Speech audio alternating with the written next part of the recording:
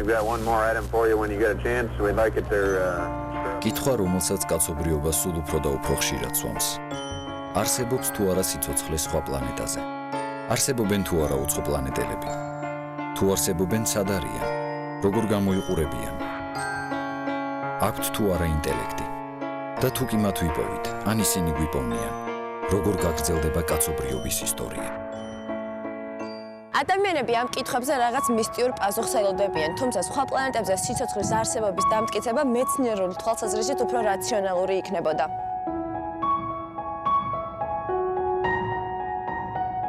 სტივენ უილიამ ჰოკინგი, ბრიტანელი ფიზიკოსი და ასტროფიზიკოსი. ერთ-ერთი ყველაზე გავლენიანი მეცნიერია ფიზიკოს თეორეტიკოსებს შორის.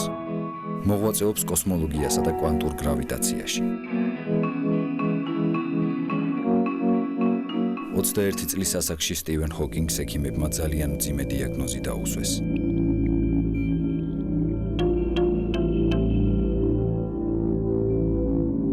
მას გაფანტული სკლეროზი აღმოაჩნდა.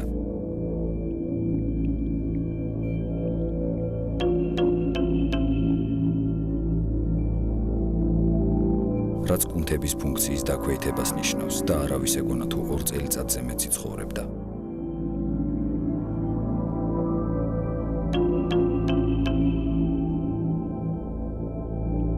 ჰოკინგი დამოუკიდებლად ვეღარ გადაადგილდებოდა და მეტყველების უნარის ნელ-ნელა დაუქვეითდა.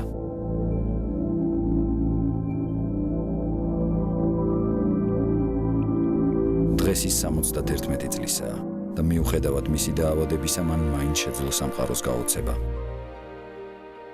Hello. My name is Stephen Hawking, physicist, cosmologist, and something of a dreamer. მზის გარშემო მოძრავი 8 პლანეტიდან ჩვენი პლანეტა ერთ-ერთია. მზე კი ჩვენი galaktikis, ირმის ნახტომის უზარმაზარ სივრცეში არსებული 200 მილიარდი ვარსკვლავიდან ერთ-ერთი. ჩვენი galaktika იმდენად დიდია, რომ ზოგჯერ მისი აღქმაც კი რთულია. მაგრამ ირმის ნახტომიც კი ერთი პატარა წვეთია კოსმოსურ სივრცეში. galaktikები უზარმაზარ, ყველა მიმართულებით გადაჭიმულ ქსელს ქმნის. ამ სისტემაზე თითოეული წერტილი galaktikas აღნიშნავს. რაც არა მარტო წარმოდგენას გვაძლევს სამყაროს ზომაზე, არამედ ძნელად დასაჯერებელს ხდის, რომ ჩვენ მარტონი ვართ.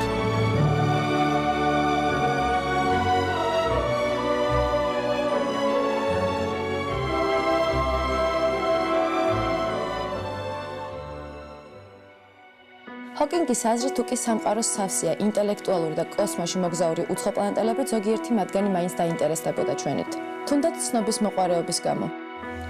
რა თქმა უნდა, ბევრ ადამიანს ჯერა, რომ ისინი უკვე ჩვენს პლანეტაზე არიან. შესაძლოა სიცოცხლის იმდენად უცნაური ფორმები არსებობს, რომ ჩვენ მათ ვერც კი აღვიქვამთ. მას საიდან უნდა ვიცოდეთ, რა ვეძებოთ? ან სულად სად ვეძებოთ ასეთ ვრცელ სამყაროში, რომელსაც უსაზღვრო შესაძლებლობები აქვს? ინფორმაცია, რაც გვჭირდება აქაა, ჩვენს პლანეტაზე. იმ მარტივი მიზეზის გამო, რომ ფიზიკის კანონები ყველგან ერთნაირად მოქმედებს, აქედან გამომდინარე შეიძლება სიცოცხლის კანონებიც უნივერსალური იყოს. უცხო პლანეტელების აღმოჩენის ერთ-ერთი გზაა ისეთი ადგილის პოვნა, სადაც ორგანიზმებს ექნებათ საშუალება მოიპოვონ საკვები, გამრავლდნენ და განვითარდნენ. ამისთვის საჭიროა ერთი რამ. ეს არის წყალი. თუ კი წყალს აღმოვაჩენთ, შესაძლოა უცხო პლანეტელებსაც მივაგნოთ. წყალი საკმაოდაა გავრცელებული ღია სამყაროში. კოსმოსში გაყინული წყალი გაბნეულია სხვადასხვა ფორმით, პატარა კრისტალებიდან მთის ზომის კომეტებამდე დამთავრებული. ნებისმიერი ვარსკვლავის გარშემო არსებობს რეგიონი, სადაც არც ძალიან ცხელა და არც ძალიან ცივა. ჩვენი მზის შემთხვევაში ამ ზონაში 2 პლანეტაა მოქცეული: დედამიწა და მარსი.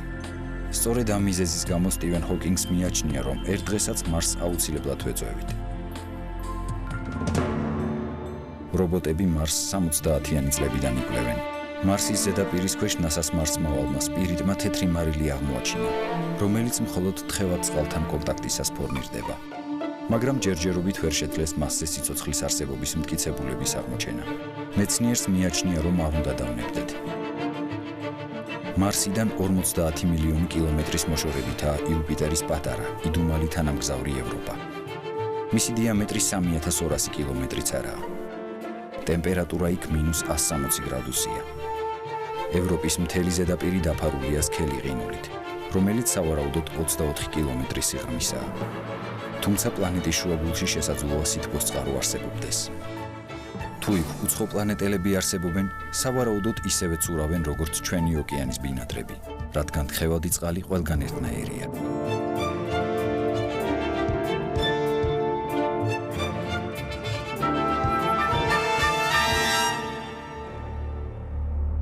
ჩვენ ვეძებთ არსებებს, რომლებიც ჩვენ გვანან. ამიტომ ვცდილობთ წყლის ნაკვალევის აღმოჩენას სხვა პლანეტაზე. ჩვენ ვცოცხლობთ ჰაერით. თუმცა არაა გამორიცხული, რომ უცხო პლანეტელებს არსებობისთვის არა ჰაერი, არამედ აზოტი სჭირდებოდეთ. თუ კი ჩვენ დედამიწაზე ვსუნთქავთ ჟანგბადს, შესაძლებელია სხვა პლანეტაზე არსებები აზოტით ცოცხლობდნენ. ამ შემთხვევაში ისინი ძალიან დიდები იქნებოდნენ და მათი მოძრაობაც უფრო ნელი იქნებოდა ვიდრე ჩვენი. უცხო პლანეტელებს, რომლებიც ჭამენ, უნდა ჰქონდეთ შინაგანი ხვრელი, ან უფრო მარტივ ენაზე რომ ვთქვათ პირი. ასევე თუ ისინი მყარ ზედაპირზე ცხოვრობენ, სჭირდებათ ფეხები, რომლებიც შეიძლება დეტალებში განსხვავებული იყოს. ფეხები ხმელეთზე ყოფნისას საჭირო რამეა, განსაკუთრებით თუ კი ცხოველს კლდიან ზედაპირზე უწევს ცოცვა.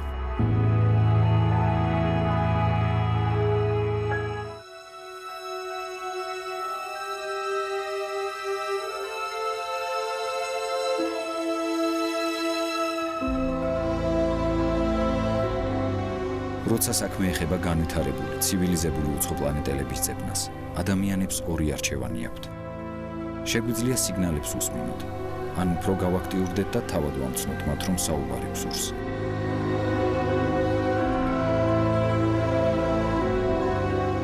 თუმცა ჯერ კარგად უნდა გავიაზროთ, რას ვეტყვით.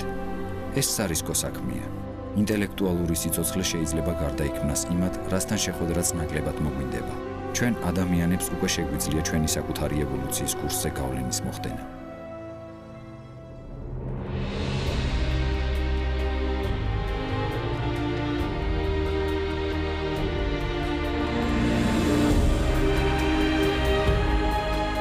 მაგრამ ისეთ მასიურ სივრცეში, როგორიც კოსმოსია. ის გადაგვჩენია საკუთარ თავს შევხედოთ და დავრწმუნდეთ, რომ საეჭვო და ნაკლებად მოსაუდნელი ამბები ნამდვილად ხდება. იმედი ვიქონიოთ, რომ თუ კი უცხო პლანეტელები გვეწვევიან, მათი განზრახვა მშვიდობიანი იქნება.